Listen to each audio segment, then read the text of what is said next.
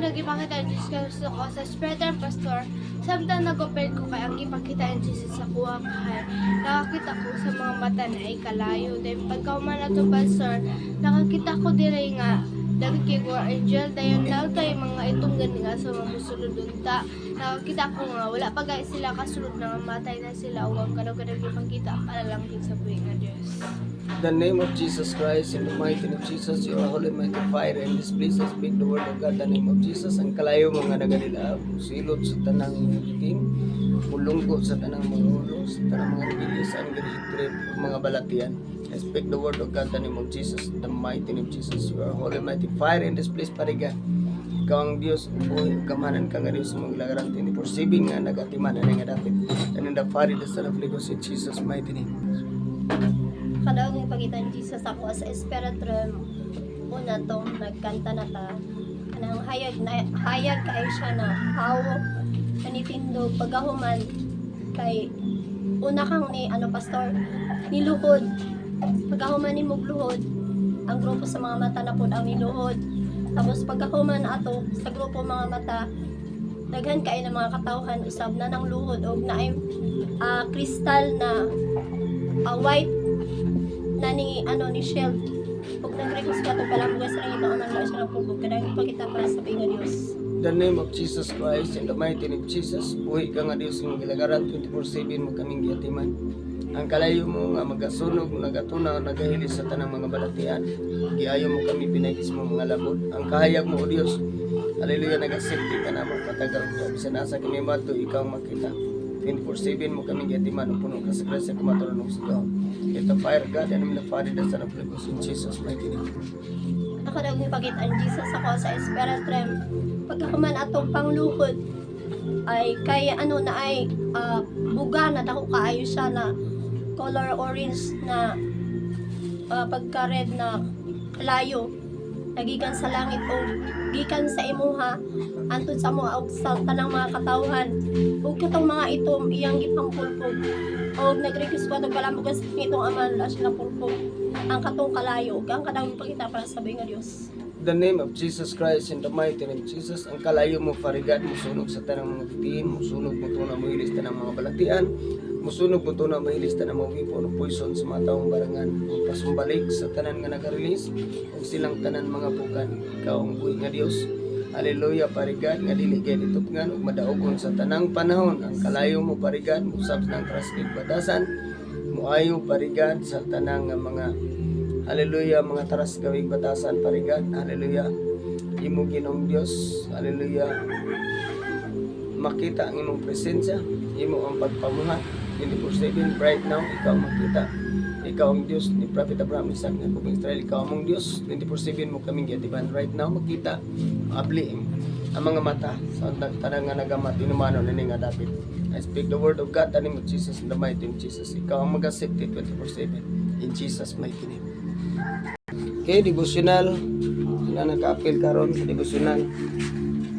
December 28, 2025. Sunday School karon December 28, 2025. Pastora Rodilin. Iya karon ang panahon sa Sunday School. No? At na punta sa laing party sa panimbawan sa Sunday School. So, ang tema ni bayad nga mga halad. So, Hindi pa mag-ampo ta. labing gamahala mga Diyos, Ama naman sa langit, salamat Lord, intakna sa kabuntagon, salamat sa imong mga pulong o Diyos.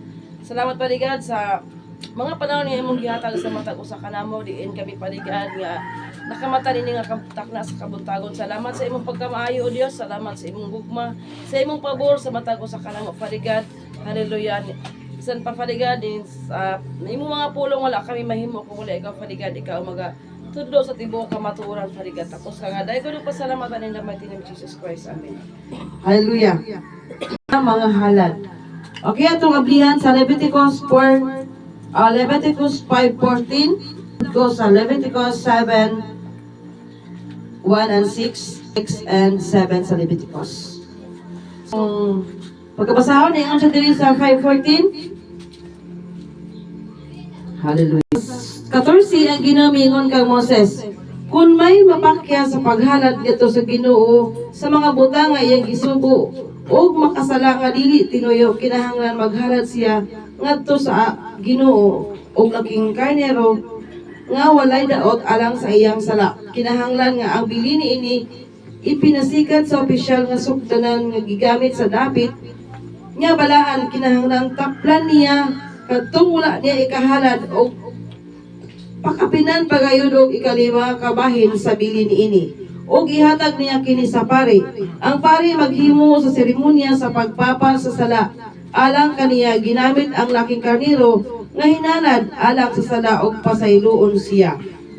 Kung may magbuhat sa bisan unsang mga gidili sa Ginoo nakasala siya busa, angay siyang silutan bisan pa kun wala siya masayod nini, kinahanglan magdala siya ngadto sa pari ug laking karnero ug nga walay tat sa isip halad nga bayad sa sala. Kinahanglan nga ang bili niini pinasikat sa opisyal nga sukdanan nga gigamit sa halad alang sa sala. Ang pari maghimo sa seremonya sa pagpapa sa sala alang kaniya tungod sa iyang nabuhat nga kasalanan nga wala niya tuyua o pasayloon siya. Kini halad sa bayad alang sa sala kay nakasala man siya sa Ginoo. Amen. So, nakisugot siya diri bayad nga mga halal. So, niingon siya diri sa balaod ni Moses kaniadto. Ako sunod ha, kung may ang Ginoo mingon kay Moses, kung may mapakya sa paghalad ngadto sa Ginoo sa mga butang nga iyang gisugo ug makasala nga dili tinuyo kinahanglan maghalad siya ngadto sa Ginoo ug laking karnero nga walay daot alang sa iyang halad. Kinahanglan nga so mo to siya no. Amen. Hallelujah. Kung makasala ang usa ka tawo igsoon niya na siya dili nga kinahanglan nga naay mga sakripisyo nga ihalad. No? Kung ang usa ka tawo mapakyas sa mga gisugo sa Dios, niingon siya diri nga mapakyas sa paghalad ngadto sa Ginoo sa mga butang nga iyang gisugo, makasala nga dili tinuyo. So, kung ang usa ka tawo mapakyas gani ako mo testimony ko about ana. Tungod kay nagisugot ni siya og mga halad nga mapakyas. So sa diha nga mapakyas ka kinahanglan nga imo guna siyang buhaton. Or niyon pagod siya sa unahan nga kinahanglan nga imuhang taplan. No? Sa time bitaw nga nagingon nagsabot mi nga among ihalad nga to. Offering is halad, right? So nagsabot mi nga amo na siyang ihalad, but pandemic lagi wala na mo na siya na nabuhat. But sa time nga imuha na ng gikastorya, kinahanglan nga imo na siyang panindigan. So sa diha nga wala na siya nabuhat, ado na siya mga consequences. Muna siya makasala nga wala tuyo ang imong intention nga ihalad sa Dios. But tungod lagi kay pandemic wala na mo to nabuhat, so na siya consequences. Ug ningon ang Dios nga kinahanglan nga imong taplan. No, muratag naay taplan di ay no. Kinahanglan imong taplan. Padayon ha ningon siya. Kinahanglan nga ang bili niini hallelujah. Kinahanglan maghalad siya ngadto sa Ginoo ug laking karnero nga walay daot alang sa iyang sala. No? Sigon sa kalibutan, kung muhalad ta og kanagani sa mga opisyal, muhatag ta og buhi, dili kita muhatag og daot. Kaya ang representer na sa imong kinasing-kasing nga pag-offer niya. No? Kung ga-offer ka og kiang, mo na imong capacity. Dili siya anak define. How much more na ang Dios. No? Brian, taningon sa diri.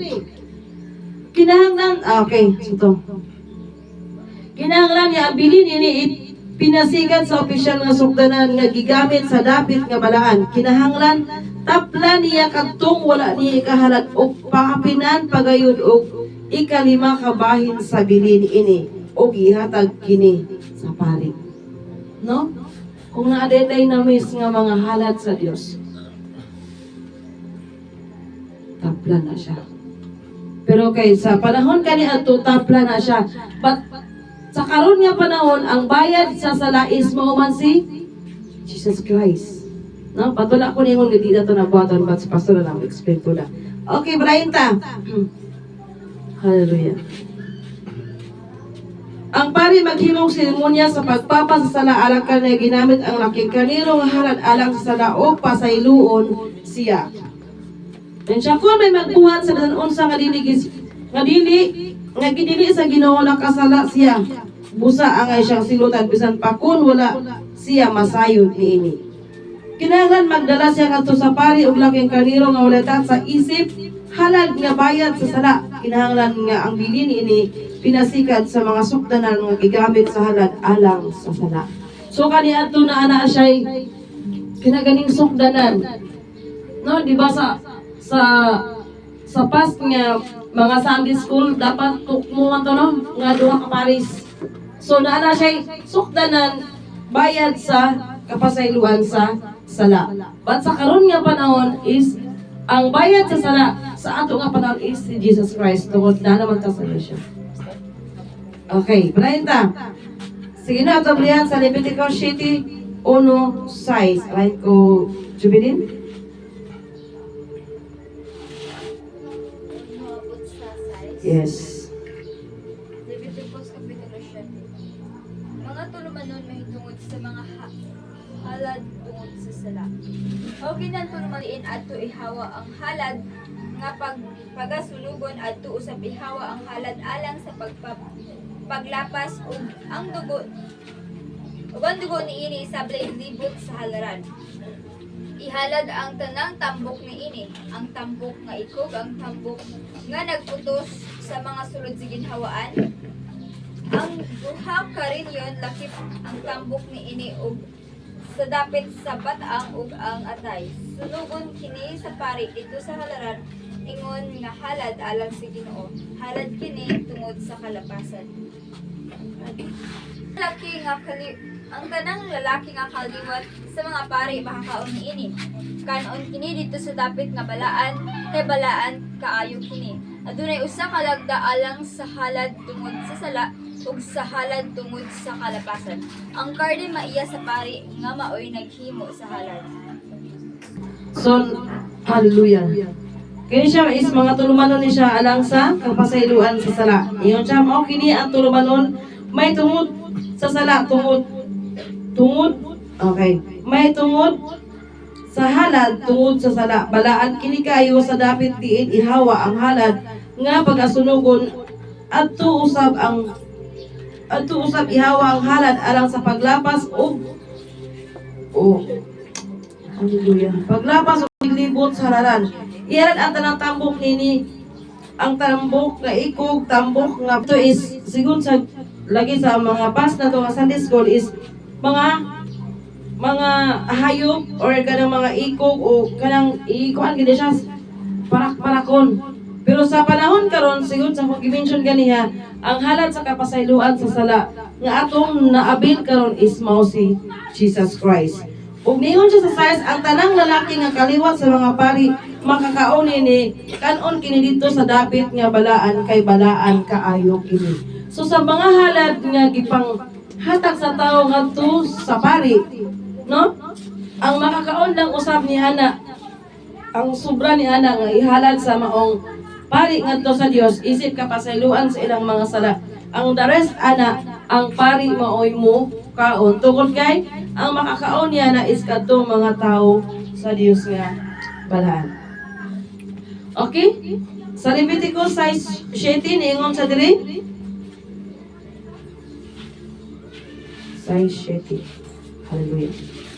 Ug ang pari maghimo sa seremonya sa pagpapasasala alang kaniya sa atubangan sa Ginoo, pasayloon siya sa iyang sala. So, ang mga pari sila ang mga liyupo sa Dios nga mapasaylo ang maong tao pinaagi sa iyang mga kalapasan. So, hallelujah. Amen.